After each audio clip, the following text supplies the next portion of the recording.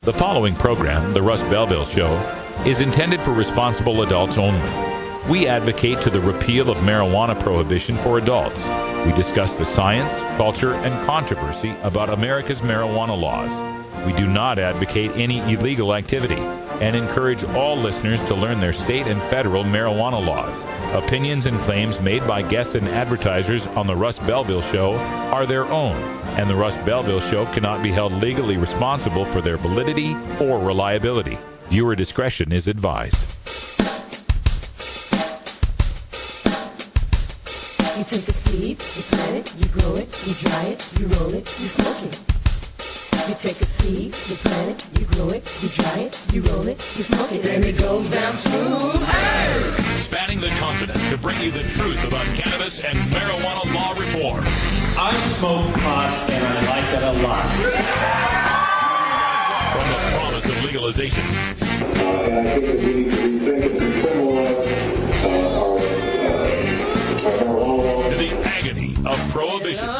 One major responsibility is to encourage people to use less drugs. The Russ Belville Show, the voice of the marijuana nation. Brought to you by the National Cannabis Coalition. Yeah, I hear you had a question for me. Now, here's your host, Radical Russ Belville.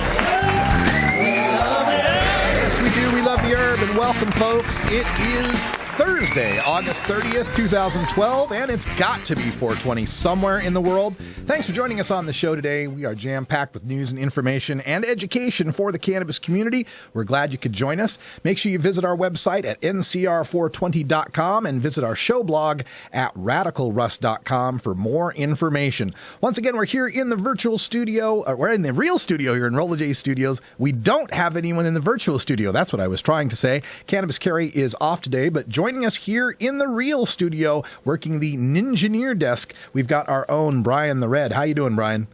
Let's see. Oh. There you are. I'm unmuted now. That's how I'm doing. Fantastic. Glad to have you here. So once again, I'll be bringing the show today as best I can, running all the technical stuff and the news and everything. So stick with us. We're going to have ourselves a great show. Coming up on the news today in our Daily Cannabis Chronicles, some very interesting stories coming out in the cannabis community. We're going to give you an update on that LA dispensary ban. We're going to talk a little bit about Montana and a convicted Montana medical marijuana provider who died in prison. Then a look at the Reddit Ask Me Anything that President Obama participated in yesterday and how he once again ignored marijuana. Then we're going to take a look at some new data coming out of Washington State showing county by county breakdowns of the cost of marijuana prohibition in Washington State. Then we're going to take a look at the Marijuana Policy Project's list of the top 50 most influential marijuana users that was just released today. All that's coming up in our Cannabis Chronicle right after the first break. Then at 20 after, we do our daily Toker Tunes break. We always do that at 20 after so that we can relax and unwind and enjoy some sweet sounds. And today it's Groovin' Thursday, where we play R&B, soul, rap, funk, hip-hop music. And today we got some R&B soul from a sax player named Lakeisha Benjamin. We're going to check that out at 20 after. Then at half past, we're going to bring back some video from the archives. Lately, Dr. Kevin Sabet has gotten a lot of play on Huffington Post and some other media outlets with his typical anti-marijuana, anti-drug legalization points. I'm going to bring you video from March when I was at the Baker Institute and my presentation against Dr. Sabet on that subject. And then at the end of the show, time for some radical rant. I'm going to call out the Oregon medical marijuana community. It's time they gave us some payback for helping them pass medical marijuana 14 years ago. All that's coming up on the Russ Belville Show, and make sure you hang out for hour 2 in Toker Talk Radio. We'll get more in depth on that top 50 list. We're also going to take a look at some actions by North Carolina NORML in response to the Democratic National Committee and the Democratic National Convention, and then some more explanation of the DUID cannabis provisions in Washington's I-502. We'll handle that in hour 2, plus we'll take your calls at 971-533-7111. It's the Russ Belville Show, the voice of the marijuana nation. Thanks for joining us here at Rolla J Studios in Portland, Oregon. You can always send me an email, russ@radicalruss.com, if you have any questions, comments, or suggestions. Stick around. I'll be right back after these messages with your Daily Cannabis Chronicle.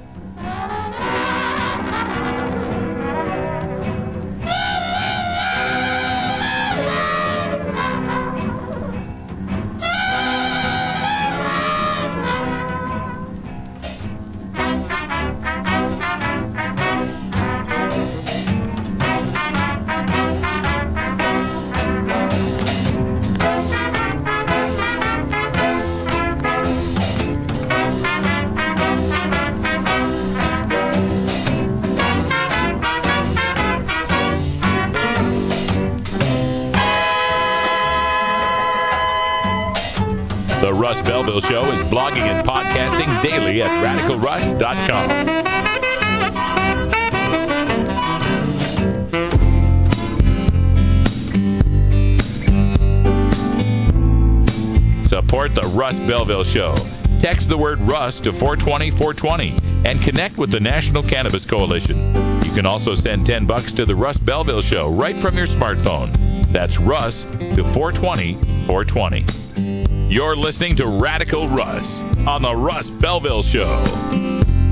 I'll say little red carpet, darling, your mud's too fast. Little red carpet, you need a lover that's gonna lay. Tjena, jag heter David, PKA The Dirtball. Vi ska röka hela tiden, alla år.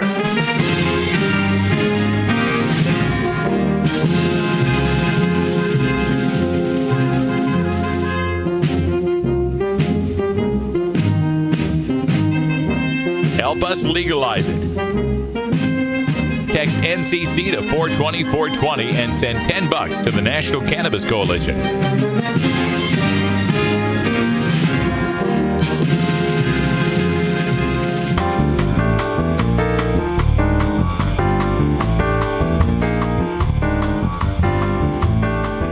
Medical marijuana, industrial hemp, ganja sacrament, consumer cannabis. The topic of marijuana is heating up the news, and the Russ Belville Show catches you up with today's latest headlines. Now, here's our senior news editor, Cannabis Carey, with the Daily Cannabis Chronicle. Carey is off today. I'm Russ Belville with your Daily Cannabis Chronicle. Reporting from Kathleen Miles at the Huffington Post, L.A. marijuana dispensary ban suspended. 50,000 signatures could force pot shop referendum. Medical marijuana patients in Los Angeles can exhale a sigh of relief, at least for now. LA's marijuana dispensary ban, which was set to go into effect in 1 week, has been temporarily suspended after patients and supporters delivered 50,000 signatures to force a referendum on the ban, the city clerk's office told the Huffington Post Thursday. The ban, which has the approval of Mayor Antonio Villagrosa and Police Chief Charlie Beck, intends to shut down about 1,000 marijuana dispensaries in the city, including those that have complied with the law. Instead of using dispensaries, groups of 3 or fewer marijuana patients would be allowed to grow marijuana in their homes. Gary Carver, a medical marijuana user who suffers from glaucoma and was one of the petition's signatories, said in a statement, quote, "We understand and appreciate the need for strict rules and regulations regarding dispensaries, but the outright ban went too far and will result in many sick and infirm patients suffering needlessly. What we need is a thoughtful policy that allows us to get our medicine and protects communities, not a short-sighted ban that causes us pain and thwarts the will of the people." End quote. The city clerk's office has 15 days to verify the signatures. If at least 27,425 signatures are verified, the city council has 20 days to choose to either repeal the ban or put it to the voters on the March 5th, 2013 ballot. Patients and supporters hope the ban will be repealed, but if it's put to a vote, they say they are confident Angelenos will support storefront access to medical marijuana. Well, good news on this, and kudos to the activists there in Southern California who worked so hard to collect those signatures. And the statement was exactly right. The people of Los Angeles and the people of California want to see safe access. Things going too far, dispensaries crossing the line, that is the fault of the LA City Council for not setting up regulations in the first place to deal with this. But you don't throw the baby out with the bathwater and just do an outright ban just because the City Council couldn't get its act together and responsibly regulate these shops. It's time to work with the community and realize medical marijuana is not going anywhere. It's going to be in California. It's here to stay. Find a way to work this out with the activists and the patients who know what they're doing. News from the San Francisco Gate, reporting by Matt Voles of the Associated Press. Helena, Montana. A convicted Montana medical marijuana provider with a history of serious illnesses died Thursday after his transfer to a federal prison that could give him proper medical care was delayed for months. Richard Flores' death came weeks after a federal judge denied an attorney's request to release the 68-year-old Miles City resident while he appealed his 5-year sentence. U.S. District Judge Charles Lovell wrote in his August 7th order that it was unfortunate that Flores' transfer to the Bureau of Prisons medical facility was delayed, but, quote, it is not factually or legally significant, end quote. Lovell sentenced Flore in April after Flore pleaded guilty to maintaining a drug-involved premises. Flore previously was diagnosed with dementia, depression, and numerous medical conditions, and Lovell recommended that he be evaluated by federal prison hospital officials to determine what facility would be best suited for him. Flore had been held at Crossroads Correctional Facility, a private prison in Shelby, while awaiting the Bureau of Prisons' decisions on where he would serve his sentence. He was removed from the Shelby facility Tuesday and was being held temporarily in a Las Vegas jail Wednesday when he suffered 2 heart attacks, renal failure, and kidney failure, according to his attorney, Brad Arndorfer. He was hospitalized and his family decided early Thursday to take him off life support. Arndorfer said Flores' death was a failure of the federal judicial system at all levels. Well, once again, when we're talking about medical marijuana and we're talking about the legislature of Montana, we're talking about the Congress and the president and all of the people who continue to persecute these providers despite their states voting for this, it just reminds us that these aren't just people losing their jobs, losing their businesses. They're losing their health and they're losing their lives over this. A 5-year mandatory minimum sentence for this guy. A 68-year-old man with bad kidneys and a bad heart. And we can't even do the bare minimum of getting this guy into a federal prison that could take care of his needs. No, we just shuffle him off to any old prison, the Crossroads Correctional Facility, a private prison, mind you. Somebody made money off their stocks for holding this man and eventually letting him die. This is why we're here every day. This is why we're fighting to end this marijuana prohibition. This is why when people ask you why you're standing up for marijuana legalization, it's not that important, it's no big deal, you're just fighting for the right to get high, say no. We're fighting so nobody else has to die in a cage over a plant. Reason.com is reporting on the Reddit platform where President Obama joined the Ask Me Anything platform on Reddit yesterday. Lucy Steigerwald reporting. Yesterday afternoon, President Barack Obama took to the so-called front page of the internet, Reddit.com, in order to answer questions from users in an AMA, or Ask Me Anything. Almost 4 million page views crashed the servers, and Obama ended up answering a mere 10 questions out of more than 22,000. And he ignored a lot of the big issues. According to Slate magazine, quote, popular questions about medical marijuana, soldiers with post-traumatic stress disorder, and the president's failure to close Guantanamo, meanwhile, went unanswered. $20 says he doesn't address this, one Redditor predicted correctly about the marijuana question. Should have been titled, Ask Me Almost Anything, another grumbled. Now, as we look at this, and if you watch the Obama Ask Me Anything, you might have been very frustrated. I read the transcript from this, and once again, as happened with the YouTube forum, legitimate questions were passed over in favor of softballs for the president that do nothing to give us any information about how he's governing, what his policies are going to be. For example, one of the questions that got through on this Ask Me Anything was, how do you balance family life and hobbies with being the president? Another asked, what is the first thing you'll do on November 7th, win or lose? Another asked, who is your favorite basketball player? And most irritating of all, questions were asked about his favorite White House beer recipe. Yes, the White House beer recipe. And that is leading to, I have a picture here to show you for that, but I've lost it. So we'll see if we can find that during break. But yeah, there's a new meme out. Gets asked dozens of times about his medical marijuana crackdown. Instead, answers a question about his recipe for homebrewed beer. And as I've pointed out many times, this is the first time a sitting president has manufactured drugs in the White House. News from the Thurston County chapter of the National Organization for the Reform of Marijuana Laws. Marijuana prohibition costs Washington County $18.5 million. Enforcing laws against the personal possession of marijuana cost the Washington County of Thurston, home to the capital city of Olympia, $18.5 million over a 10-year period, according to data analysis by the Thurston County chapter of Washington NORML.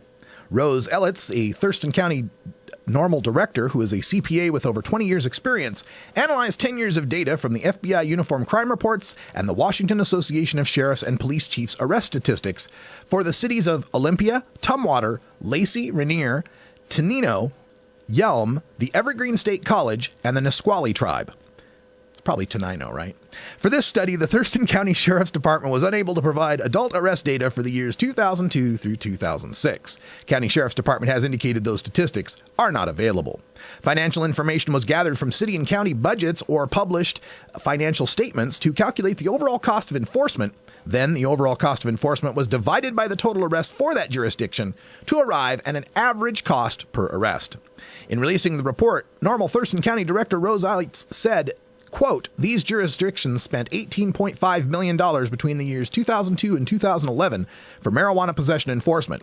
Each of these jurisdictions should adopt a lowest enforcement policy toward adult personal use of marijuana. A single arrest for possession can result in a lifetime of collateral consequences, making it difficult to get a job, find a place to live, or even open a banking account. There are better uses for our tax dollars. Well, you know, an even better solution instead of a lowest enforcement priority is how about a no enforcement policy by passing I-502 and legalizing possession of marijuana. Now, it's interesting that they come out with this $18.5 million number. There's another interactive page put up by the American Civil Liberties Union of Washington, ACLU-WA.org, and it's an interactive map on what is your county spending on marijuana law enforcement. Now, according to the ACLU, the number for Thurston County alone is less than what is being shown, claimed by the Washington County NORML chapter. The ACLU claims $6.2 million, not $18.5 million of enforcement costs. Also, there's records for every county, including King County in Washington, where $34.9 million were spent over the past 10 years. And the Washington state total racks up to $211 million on marijuana prohibition enforcement alone. And news from NORML in North Carolina. The Democratic National Committee is holding their convention in Raleigh, North Carolina, and in response, North Carolina NORML will be hosting Libertarian presidential candidate Gary Johnson, former special agent Jamie Haas, and Southern rock artist Greta Gaines as they speak on behalf of the organization to raise awareness and support for ending marijuana prohibition. The North Carolina chapter of NORML is excited to have such an esteemed group of individuals to speak on behalf of the marijuana movement at this politically symbolic event. Legalization could generate approximately $10 billion annually in tax revenue and law enforcement savings. 17 states, along with the District of Columbia, have passed pro-marijuana legislation. With Colorado, Oregon, and Washington all voting on legalization initiatives this November, it is more important than ever that we bring as much attention to this issue as possible. End quote. The event information, it is September 4th at 5:30 p.m. Eastern Time. The location is Speaker's Podium at the corner of East Stonewall Street and South Caldwell Street in Uptown Charlotte. And I just would like to mention that Gary Johnson, Jamie Haas, and Greta Gaines have all been guests on my show. And if you look back in our archives at radicalruss.com or youtube.com/radicalruss, I'm sure you'll be able to find all of their interviews. Gary Johnson, of course, former governor of New Mexico, running for the presidency under the Libertarian ticket. Jamie Haas was a former Immigrations and Customs Enforcement special agent who I met personally when I was last in Texas. And Greta Gaines is a NORML board member, professional snowboarder, and professional Southern rock musician. It's going to be a good event. Check out ncnormal.org. It's 420 back in Idaho, where Russ and Carrie were born. So we have to go connect with our Russ. You know what I mean? Please support these sponsors who support the Russ Belville Show. Or have you? All right, when we come back, we got time for our Daily Toker Tune. It's Groovin' Thursday, and we're going to get things a little soulful today with Lakeisha Benjamin, little saxophone music. So stick around. It's the Russ Belville Show. Light 'em up if you got 'em. Carolina, then you know you're talking to that reefer man. Take marijuana off of the streets, put it in a store. We can make it harder for the teens to buy. Sell it like a bottle of wine. Jobs for our people, money for schools. Who could ask for more? Strict regulation, fund education. Yes, on 64.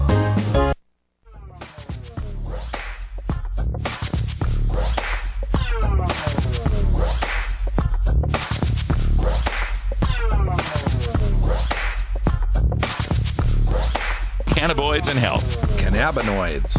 Cannabinoids. Cannabinoids. Why am I having trouble saying that? Cannabinoids. Jeez. Cannabinoids. What a goof. Flame on if you can. You're looking for that dope weed. Fire it up. Flame on if you can. You're looking for that dope weed. Bully boy's a man. Flame on if you can. You're looking for that dope weed.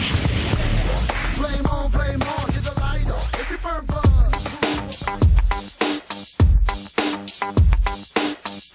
Everyone knows music and marijuana go together, so let's wind up our 20 after break with the Russ Belville Show's Daily Toker Tunes, the best in pod-safe 420 music from around the web.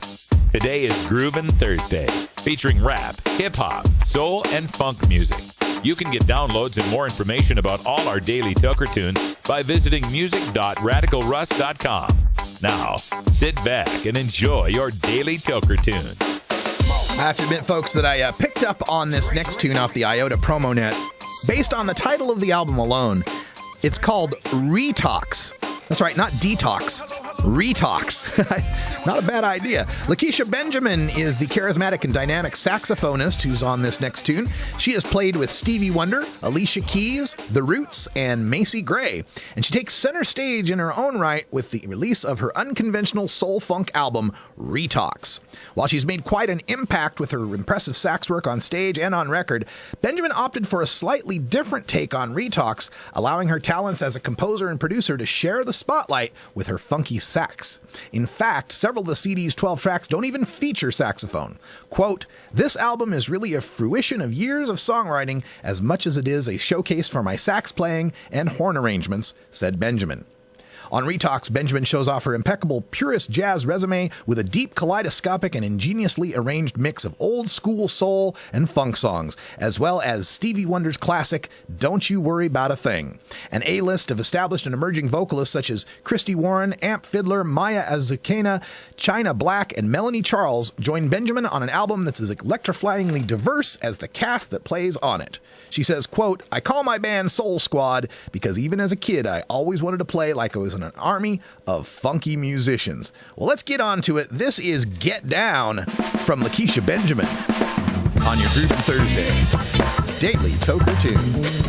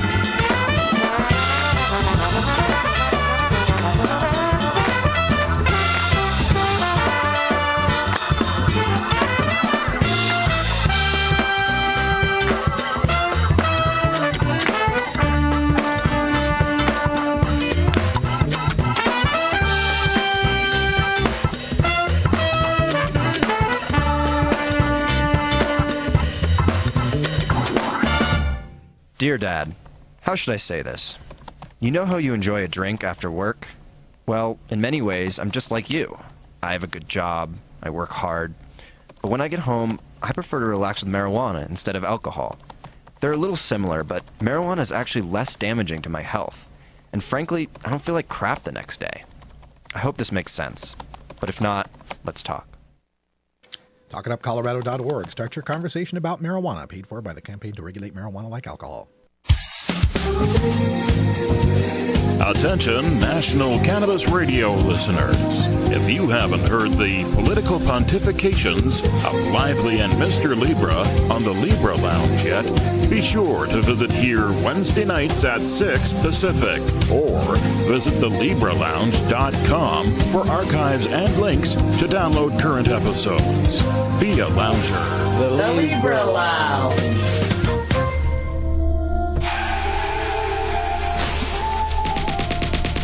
Marijuana is an addictive drug which produces in its users insanity, criminality, and death. Marijuana is the most violence-causing drug in the history of mankind. If the hideous monster Frankenstein came face-to-face with the monster of marijuana, he dropped dead from fright. You know, it's not easy countering 7 decades of propaganda in a 2-hour show, but let's try.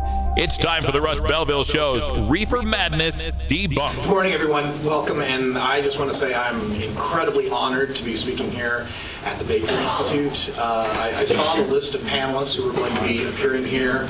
I saw more letters behind people's names than I see in a bowl of alphabet soup. PhDs and DAs and assistant chiefs and judges, and I kind of got to think, why am I here? My goodness, I'm just a guy who, grew up as a son of a musician, always been around people that had used marijuana in my life, and now I work for NORML, and I'm the chapter outreach coordinator. I help coordinate 177 chapters around the country and around the world, including some fine people from Dallas-Fort Worth and Waco, Texas, who are here today.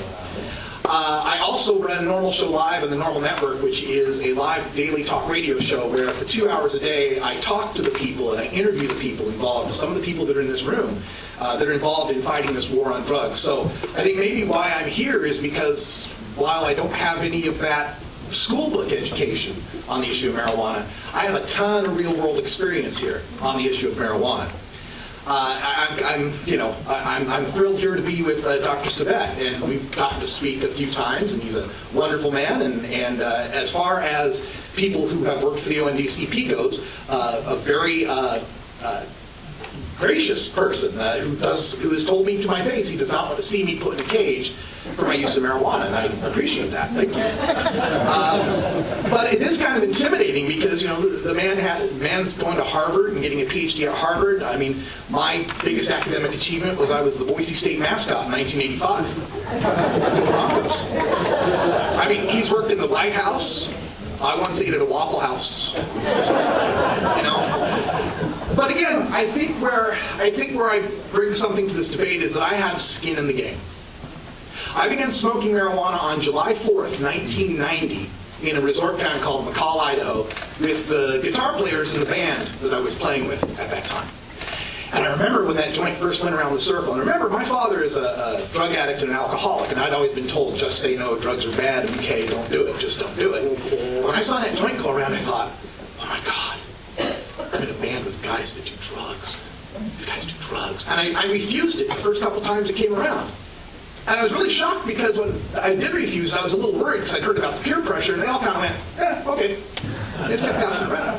And after about 4 or 5 or 6 passes of this, and them giggling and just having a good old time and not really being any problem, I finally took a puff. And when I took that puff, I went, this is drugs? Really? This is what you were warning me about? I mean, I've been drinking since age 16. I'd woken up in strange places. I'd had tequila scars. I mean, I've puked on my shoes. I've done some terrible things under alcohol. And when I started that time, I went, really? This was the problem? It makes me happy and lightheaded and go to sleep and eat Funyuns? That's what you need to throw me in jail for? This is terrible. So I got skin in the game. And because of that, under this war on drugs, I have been affected by this daily. The federal law right now for the possession of even a speck of marijuana is a misdemeanor with a possible 1-year prison term and a $1,000 fine. Now, it's probably not going to happen, but it exists. It's there. That law is there. And for the past few years, when I've been living in Oregon, I've been growing marijuana plants. And for just one marijuana plant, the federal penalty is a felony with 5 years, $250,000 fine. And if you're growing a lot of marijuana plants, like this fine woman's son is, you're actually eligible for the death penalty in this country. And I'm proud of you. Thank you. But the federal death penalty exists. We are one of 9 countries in the world that has a death penalty involved with marijuana. Now, you have to grow over 60,000 plants, make $2 million, $20 million over a certain number of years, continuing criminal enterprise, yada, yada, yada. But the fact exists, we have a death penalty for this plant. A death penalty. In Texas here, we've heard some of the folks talk about that, the misdemeanor, 6 months, probation, $2,000 fine, mandatory rehab, a plant is felony, 12 years, $10,000 fine. In Florida, it's 5-year felony for anything 21 grams or over. 21 of those sugar packets, 21 grams is about 3/4 of an ounce. Felony. 5-year sentence, $100,000 fine, and you lose your right to vote. And in Florida, you lose your right to vote as a felon permanently. After 5 to 7 years, you can apply to a clemency board to maybe get your right to vote back. This has resulted in 8.2% of all Floridians of voting age being disenfranchised and 19.8% of African American voters being disenfranchised in the state of Florida. It's really hard to change the laws that criminalize you when you can't vote to change them. Even in my home state of Oregon, where people think, oh, well, hippy-dippy liberal, love fest, pot and love and patchouli and all that. Yes, it is decriminalized, less than an ounce is a ticket. You do get a 6-month driver's license suspension, even if you weren't driving. And a $1,000 fine. But over an ounce in the state of Oregon is a felony, 10-year sentence, $100,000 fine. We go from 28 grams as a ticket to 29 grams is a 10-year felony. So it isn't even good even in the state of Oregon, where people think it's all hippy-dippy sun and light. And the folks here, and I saw a slide up there that said, oh, there's only 0.3% of people in prison and 0.1. Well, first of all, sucks for them, huh? But for all the rest of the things that happen that have nothing to do with being in prison or being arrested. First of all, if you've been arrested, you can be considered a drug criminal for the rest of your life. That follows you around. If you're a student, you can lose your financial aid, because if someone's got a drug problem, the last thing we want them to have is a college education. You can lose your federal housing for being arrested for marijuana. It can be used against you in child custody cases. And these aren't just abstracts to me. These are my friends. Every person I know smokes marijuana. Every person I know and interact with directly smokes marijuana. And not just the, oh, I smoked a joint at the class reunion. I'm talking daily and weekly marijuana smokers. And not just medical smokers. People like me who just like to smoke pot. That's all we like, just like to smoke pot. And even without the arrest, we've got people here like myself who've been living in fear of police officers. When I saw this assistant chief up here talking about, the neighborhoods and the cities, I thought back to all the times when I wanted to call a cop, I wanted to interface with a police officer, but that thought was in the back of my head, better not. Are you sure you don't got something on you? You sure not going to come back to your house and want to check things out? You sure not going to want to bring a dog to your car?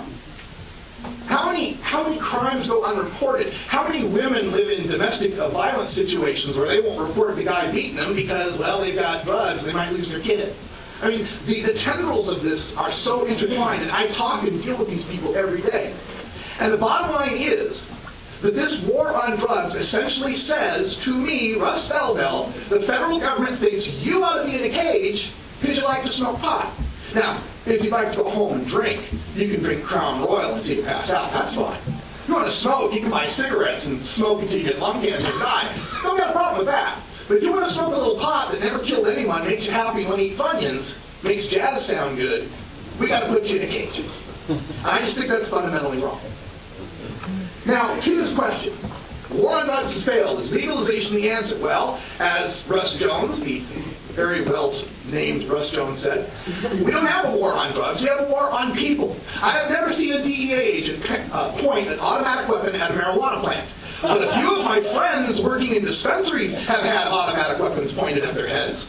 A few people that I've reported on have had armor-clad thugs breaking into their home, throwing flashbang grenades, wearing body armor, shooting their dogs while their children are in the house. But I have never seen them point that gun at a plant. And while it is a war on people, it's not really a war on all people who use drugs. Like comedian Paul Mooney once said, I have the complexion of protection. I'm a middle-aged white guy. I'm not going to get busted for weed. Probably never. Probably never. So it's not a war on people who use drugs. It's a war on some people who use drugs. And wait a minute, it's not even really a war on drugs, because in this society we celebrate drugs. You can't turn on TV without seeing another drug ad. I mean, we got beer ads funding the Super Bowl. We got Viagra ads everywhere. Look, what's up with those two people in the bathtubs anyway? And we got the cartoon depression. Have you seen those drugs from the cartoon, the Abilify, where the woman's got depression? Is your antidepressant not helping? And she's got that robe of depression she's wearing around. Well, if that pill doesn't help you, we've got another pill to help the pill that doesn't help you. And notice that the depression robe never really goes away. It still kind of hangs out off the side. We're not curing anything. We're managing it. Because that's the comeback. That's where you get the comeback, the pharmaceutical company. So it's not a war on all people who use all drugs. It's just some people using some drugs. And in fact, we celebrate drugs. Even the evil drugs, cigarettes, even the evil one, the one we all know is awful and terrible, we at least tolerate it. I used to work at a company that had paid for by the company a shelter outside, because we're in Portland, Oregon, it rains a lot, right? A shelter outside so that nicotine addicts could go and get their fix. Sounds different when I say it that way than smoke break, doesn't it? Nicotine addicts to get their fix, paid for by the company, and willing to accept the productivity loss of people heading out every 2 hours for 15 minutes to do their drugs. So don't tell me we don't have a war on drugs. We think drugs are bad. It's just some drugs and some of the people that are using them are bad. And when we call it a war on drugs, it's not even really a war on drugs. It's a war on marijuana. As was cited earlier, 52% of all arrests in the war on drugs are for marijuana, 88% for possession alone. Here in Texas, it's 97% of all marijuana arrests are for possession, and as they were talking about trace amounts and such too. So what we really have here is not a war on drugs. What we have here is a war on certain American citizens using non-pharmaceutical, non-alcoholic, tobacco-free drugs. That's what we have.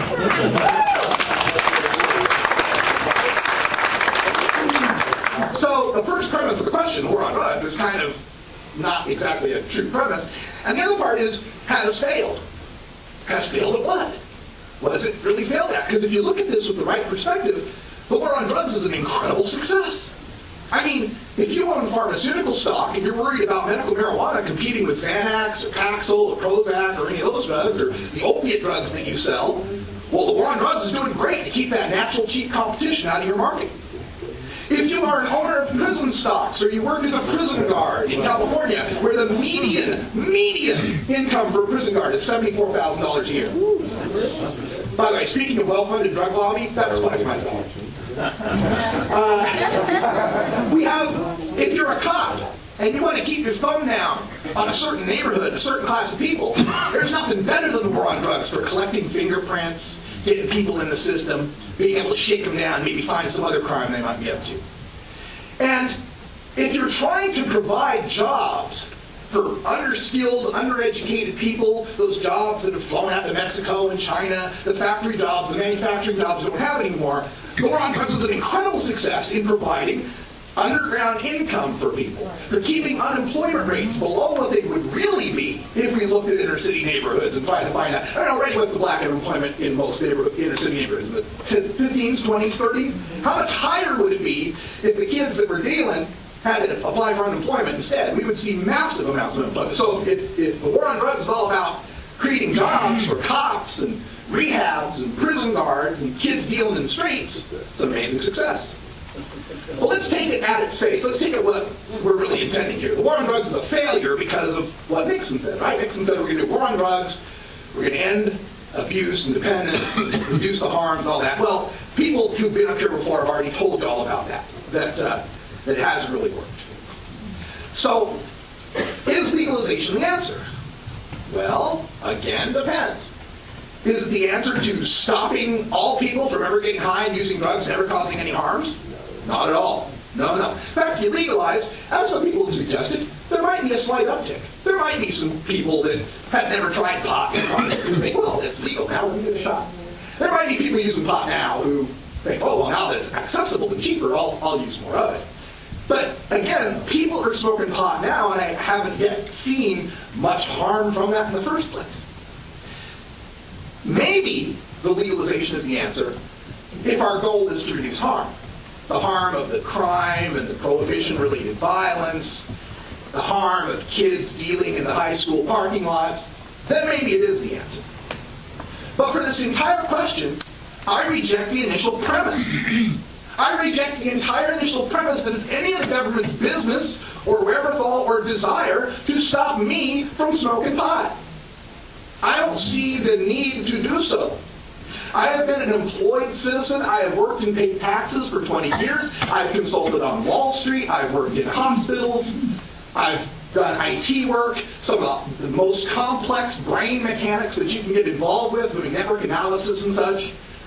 I always figure if Carl Sagan could smoke pot, so could I. It didn't seem to hurt my brain much either. So when people are talking about this war on drugs, you always have to boil it down to the fact that we're talking about arresting people and messing with their lives in an attempt to stop them from smoking pot. And we must address, is that even really something that's worth doing? Somebody said, the DA here said, or the assistant chief, what if we have Stone Society? Oh, we end up with a Stone Society. Heaven forbid we have more people that are mellow, get along with each other, eat some Funyuns now and then. Oh, what a terrible world it would be. Now, I don't mean to diminish the problems of other drugs.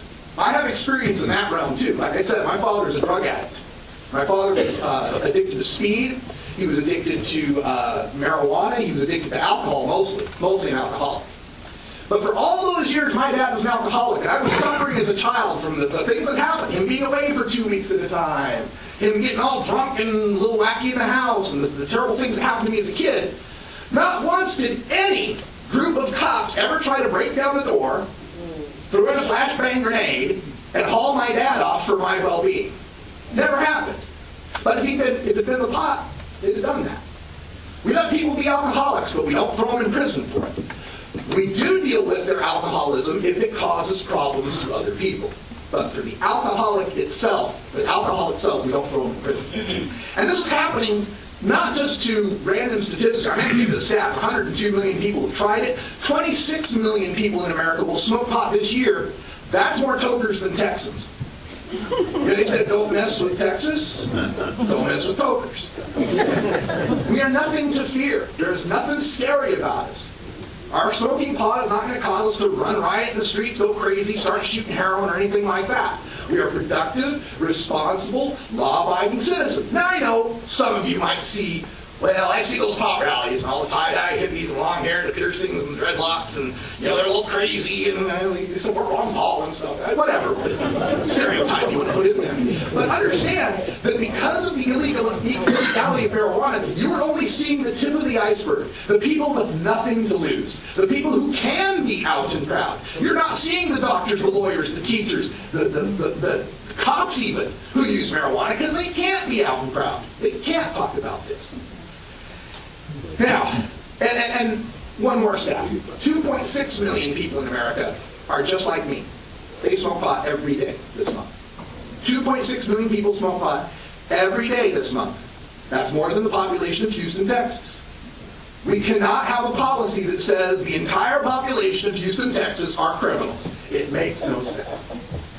And finally, to wrap up, whenever we talk about this war on drugs and the other side wants to talk about what we're going to, what the effects might be, we get a lot of the muddying of the waters with weird statistics, things like, well, we can't legalize marijuana because alcohol and tobacco only bring in $40 billion worth of taxes, but they cost $400 billion worth of social effects. Yeah, that would be scary if marijuana were alcohol or tobacco. But alcohol and tobacco, if I'm not mistaken, kill people and are highly addictive. And marijuana is not. So I'm not scared by that. And there's a whole lot, we don't really lock people up. Not a whole lot of them. Well, even one person locked up for using marijuana is one too many. And finally, this idea that we want to cut the head off the snake. I heard that. And to cut the head off the snake, we're going to go after the big guns. The big guns like Patricia Spotted Crow, just north of us in Oklahoma, who's doing 12 years in prison for the sale of $31 worth of marijuana. 2 bags she sold. She's got 12 years in prison, separated from her children. What about the children, right? How about Dale Schaefer and Molly Fry, medical marijuana providers in California, growing marijuana under the state's Prop 215 in accordance and cooperation with their state, county, and local people, busted by the feds, now serving 5 years in prison each. Dr. Fry is a cancer survivor, breast cancer. She was growing it for other cancer survivors. She's in prison. And a friend of mine from Georgia, whose daughter was rousted from her bed in the middle of the night, 16 years old, grabbed by her hair by SWAT teams with assault rifles pointed at her head because some kid in her class knocked her off for having a gram or two. These are real stories happening to real people. So why not legalize marijuana? Why not? Well, it's not harmless, but it's not alcohol. It's not tobacco. It's far less harmful than that. The results we've seen with alcohol and tobacco show that we can legalize the worst of drugs and yet bring down the harm from them through regulation and education. And it separates marijuana from those hard drugs that are truly devastating and cause the faces of meth that we were scandalized by. And finally, remember, when anybody says that we need to continue what we're doing or make cosmetic changes around the edges, they are saying one of two things. Russ Belville needs to be in a cage, or Russ Belville needs to be forced into a rehab he doesn't need, forced to be mandatorily re-educated, forced to be P-tested when he's not causing harm to anyone. Thank you for your time. Thanks so much. I've seen that video before here on our show, but that was a perspective from the audience that just got posted on YouTube, so I wanted to give a look at that. And it's interesting listening to it from the audience's perspective, getting a little bit of different reactions and figuring out how some of the lines went over. So hope you don't mind me replaying that. That'll be up on our YouTube channel a little later on today. When we come back, a little bit of time left for a mini rant. I'm going to talk about a little bit more on Measure 80 here in Oregon and the desperate need to pass legalization. Stick around. It's the Russ Belville Show. We'll be right back.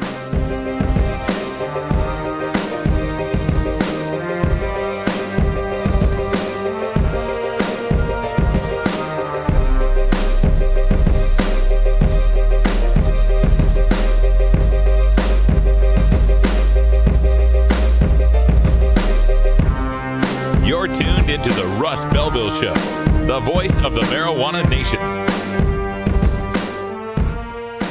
Georgia. Hi, this is Willie Nelson. Alcohol prohibition didn't work in the 1920s, and marijuana prohibition isn't working today. It's time we stopped arresting responsible marijuana smokers. It's the fair thing to do. For more information, contact NORML, the National Organization for the Reform of Marijuana Laws. Call toll-free 888-67-NORML or visit their website at norml.org.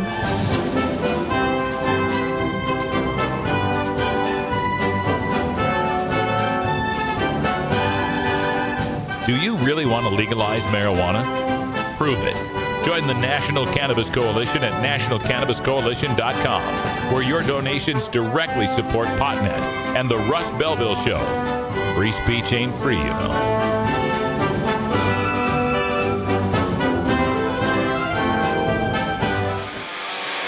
You want answers? I'm as mad as hell, and I'm not going to take this anymore. You want answers? You have offended my family. I think I'm entitled. You want answers? I want the truth. And you have offended Shaolin Temple. You can't handle the truth. Surely you can't be serious. I am serious. And don't call me Shirley. Radical rant. All right, everybody, just a little time here for a little mini rant. Yesterday, I talked about the Oregon Cannabis Tax Act, now known as Measure 80, and a couple of stories that had come out, very disturbing. One telling us that $3 million has been raised for legalization, $2 million in Washington, $1 million in Colorado, and something like $300 in Oregon. The number was pretty low. Very, very scary proposition. And the other thing we heard is how the campaign for Measure 80 is still in the red, having not even paid the petition gatherers who got it on the ballot yet, much less funded any money for commercials or advertising. And this has got us very, very scared here at the Russ Belville Show and National Cannabis Coalition and all around the activist community, because it's one thing to get something on the ballot, but if it gets on the ballot and belly flops and just, has a disastrous turnout, that can be more harmful than not getting something on the ballot in the first place. And again, it's not the time to form circular firing squads or start pointing fingers. It's time to rally around this. Getting it on the ballot, it's there. It's there for everyone. We don't have to depend on just one campaign or one person or one organization to promote this. Everybody can promote this, and we are looking at possibly forming another type of coalition activity, a PAC or something, to get some funding for this and to get this passed in the state of Oregon. This is the true legalization that the opponents, the wild-eyed opponents in Colorado and Washington on the medical marijuana side, this is what they've been looking for. And like I said yesterday in the Washington rant, if you don't like what you're getting in Colorado or Washington as far as a legalization initiative, look at what we got here in Oregon and help us set the precedent. Help us show the rest of the nation that you don't have to put in limits, that you don't have to put in per se DUIDs, that you can pass marijuana legalization, and you can do it at the grassroots level. Washington and Colorado are going to be fine. They got big money, six-figure donors that are contributing to those campaigns. But the state of Oregon, this is the true grassroots initiative. This is the true from the people initiative. And we together can fund this. I know how much money you're spending on weed out there. I know how much you put together to buy a bag. Put some of that aside and send it into the campaign, or do something, get together with other like-minded people and fund your own ads. There's nothing in this country that says you can't. And after Citizens United decision, we can form PACs. We can form political action committees that can take money, that can do ads for the campaign. Let's make this happen. And I want to make a specific appeal to the medical marijuana community here in the state of Oregon. You know that the only reason we've got medical marijuana here in Oregon is because in 1998, a whole lot of people who aren't medical marijuana patients voted for medical marijuana, knowing that it was the right thing to do, that putting patients in a cage for their use of medicine was a moral outrage and must be stopped. Well, now it's time to address the larger moral outrage, putting anyone in a cage for their marijuana use. It's time for the medical marijuana community to band together like they did for Measure 74 just 2 years earlier and start campaigning for the legalization of marijuana. Campaign for Measure 80, octa2012.org, cannabistaxact.org. We can do this. And if we do this in a grassroots way, this is going to be even better than having it pinned to one particular person or campaign in Washington or one particular person or campaign in Colorado, where their communities are becoming divided and fractured over allegiances and egos and past grudges and slights. While here in Oregon, we have the opportunity to band together. There's new leadership in many of these organizations in the state of Oregon now, and we can coalesce. We can form a coalition now to make this happen and show that it's not one person's idea. There is no I legalize something. It's we legalize something. That's the way we're going to make this happen. We are going to band together as a group. We're going to show that there's a broad coalition of people that support this broad type of legalization, where the definition of personal possession and personal cultivation is up to the person, like it is for alcohol. We keep saying treat marijuana like alcohol. Well, here it is. Who tells you how much alcohol that you can buy at the store? Nobody, as long as you're not buying kegs after kegs after kegs. And even then, you can sign for that kind of stuff. There are legitimate ways of buying lots of alcohol if you want to. Also, there are legitimate ways of brewing lots of alcohol or brewing wine that exist that should be applied to marijuana as well. And Octa 2012 does that. The Measure 80 Cannabis Tax Act does that. And most of all, hemp. Oh my God. Complete legalization of hemp and all seeds defined as hemp. That's something in Oregon Cannabis Tax Act that a lot of people aren't recognizing. All seeds, even seeds for growing drug marijuana, will be classified as hemp and openly available for sale. If that's the kind of legalization you want to see, get with us, get involved, get organized, and we can make this happen. We'll have more news on that as it develops, and trust me, we're going to help develop it. But that's all the time we got for Hour 1 here. Stick around for Hour 2. Toker Talk Radio got all sorts of interesting stuff on the back burner. A stupid stoner story coming out of Spokane, Washington. Thanks to our chat room for that one. We got some more response on I-502's DUID provision from a attorney, Alex Newhouse, in Washington. We're also going to take a look at Marijuana Policy Project's top 50 most influential marijuana users, see if your favorite is on the list, and plenty more. Your calls as well at 971-533-7111. For Brian the Red, I'm Radical Russ. Thanks for joining us. Until next time, take care of each other, tokers. This is the Russ Belville Show. The Russ Belville Show is blogging and podcasting daily at radicalruss.com. You take a seed, you plant it, you grow it, you dry it, you roll it, you smoke it. You take a seed, you plant it, you grow it, you dry it, you roll it, you smoke it. You take a seed, you plant it, you grow it, you dry it, you roll it, you smoke it, and it goes down smooth.